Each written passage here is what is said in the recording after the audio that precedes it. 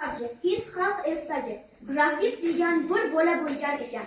Bir kuni u dadasining nimalardir yozayotganini ko'rib, qiziqib so'rabdi. Dada, nima qilyapsiz? Hadeb nimalarni yozyapsiz? Hisobotlarni to'ldiraman o'g'lim. Hisobot nima degani dada? Rafiq hali kichkina bo'lgani uchun hisobot so'ziga tushunmas ekan. Buning ma'nosi shuki, men davlat ishini qilaman. Qilgan ishim uchun davlat menga pul to'laydi. Lekin davlat men qanday ishlar qildirganimni, kimlarga qanday ishlar qildirganimni davlat qayerdan biladi? Men shuning uchun men falon ishlar bajarildi. Shu ishlar uchun menga falon rupiya miqdorida pul to'lanishi kerak deb qog'oz to'ldiraman. Ana shu qog'oz hisobot deyiladi, o'g'lim. Endi tushundim, dada. Rafiqning dilidan shunday o'ylar kechibdi. Dadam qilgan ishlari uchun pul olar ekanlar. Demak, men ham uyda qilgan ishlarim uchun oyimdan pul olishim kerak. Axir kechalari ish ham buyurganlar-ku. Oyimning Rafiqdan qarzi.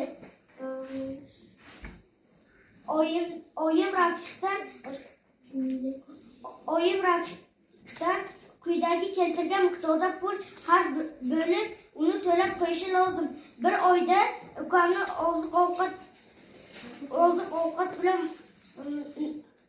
ovqatlantirgani haqi 1 rupiya 00 paysa. Bir oyda do'konga narsa xarid qilganim haqi 1 rupiya 00 paysa. Bir oyda do'kondan narsa xarid qilganim haqi 1 rupiya 00 paysa. Bir oyda non keltirganim haqi 0 rupiya 80 paysa. Hammasi bo'lib 2 rupiya 80 paysa.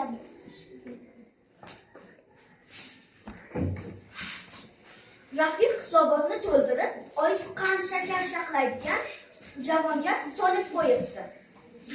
Ertasi kuni o'sha yoqni qarasa, pul yotgan emish. Voy, ro'parosi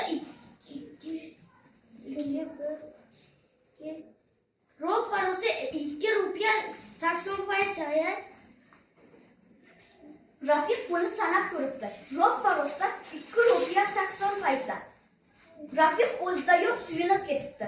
Suyunmay bo'ladimi? Bu yoqdan hisobot yozdi, bu yoqdan mehnat haqqi oldi. Lekin oyisi pul bilan birga bir qog'oz ham qo'ygan ekan. Rafiq uni o'qiy boshladi. Rafiqning oyisidan qarzi. Rafiq oyisidan quyidagi miqdordan qarzdor bo'lib, qarzini tezda to'lashi kerak. 12 yilgacha uni tarbiya qilish haqqi 0 rupiya 00 paysa. 12 yilgacha uni boqib qornini to'ygizgani haqqi 0 rupiya 00 paysa. 12 yilgacha uni boqib qornini to'yg'izish haqqi 0 rupiya 00 paysa. 12 yilgacha unga kiyimlar, suv, qatiq va boshqa mayda chuydalarni olib berish haqqi 0 rupiya 00 paysa. Hammasi bo'lib 0 rupiya 00 paysa. Rafiq hangumay qolibdi va o'zini oyisining oyog'iga tashlabdi. Oyijon, meni kechiring, ahmoqlik qilibman. Lekin siz meni ko'zimni ochdingiz.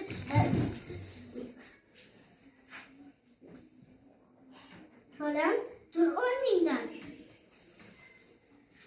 Bolam, halol bo'l, insofli bo'l. Yolg'on gapirma. Birovni dilini og'rituvchi bo'lma. Men sendan tilagim shu. Xo'p, oyi, siz aytgan gaplarni quloq solishga harakat qilamiz.